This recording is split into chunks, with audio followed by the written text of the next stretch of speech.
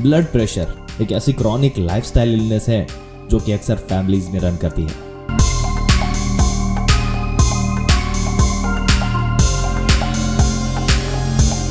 अगर आपको एक बार ब्लड प्रेशर हो जाता है तो अक्सर ये माना जाता है कि ये आपको जिंदगी भर रहेगा और हमेशा इसकी दवाई आपको खाती रहनी पड़ेगी।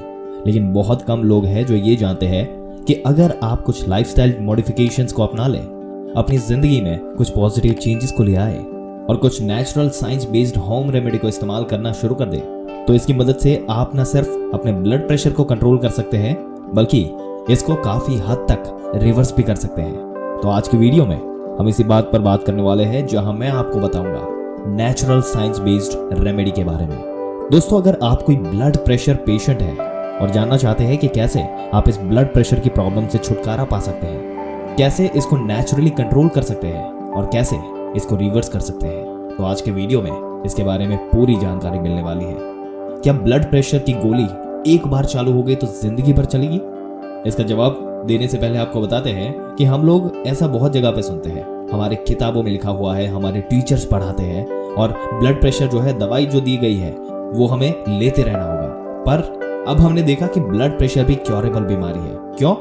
क्योंकि लाइफस्टाइल चेंज अगर आप तरीके से कर सकते हैं तो ब्लड प्रेशर की गोली की जरूरत नहीं पड़ती। ये बात आपको मैं दावे के साथ कह सकता हूँ, पर इसके लिए आपको करना क्या होगा? सबसे बड़ी बात है, आपको एक्सरसाइज डेली करनी पड़ेगी, वॉकिंग करना पड़ेगा और योग भी करना पड़ेगा। अगर आधा घंटा वॉक करते हैं, योग करते हैं, तो ये ब्लड प्रेशर के लिए बहुत फायदेमंद होने वाला है। डाइट में ये याद रखेगा कि आपको सोडियम रिच खाना नहीं लेना, जिसमें सॉल्ट ज्यादा है वो सब सामान नहीं लेना।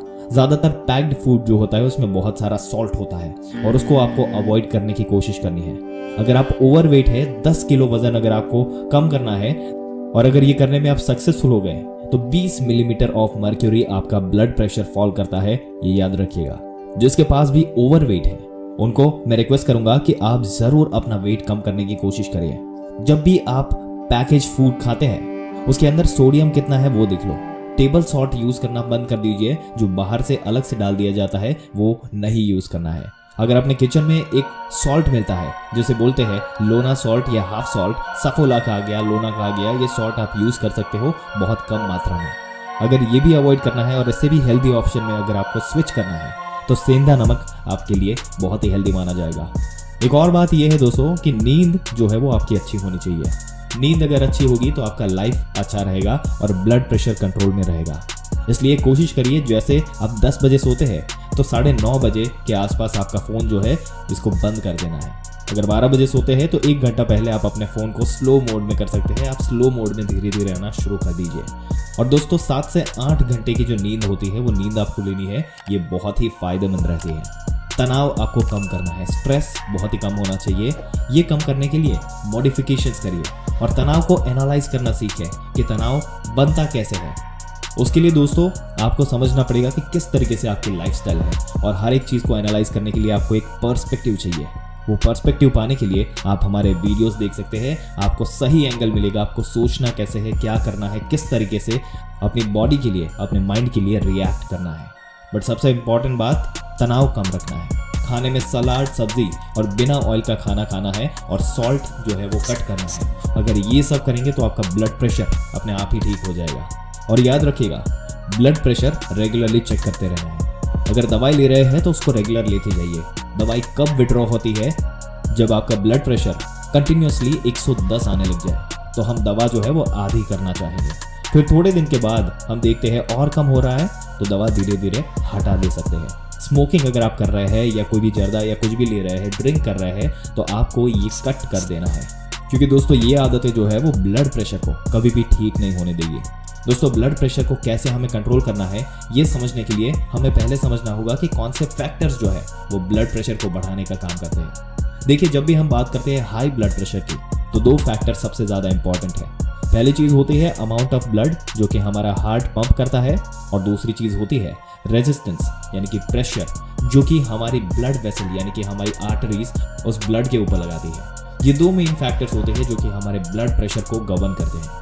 तो जब भी हम बात करते हैं ब्लड प्रेशर को कंट्रोल करने में, तो हमें अपना सबसे पहला जो है ब्लड वॉल्यूम को कम करना होता है और दूसरी चीज अपनी आर्टरीज को रिलैक्स करना होता है ताकि प्रेशर वहां पर कम हो सके।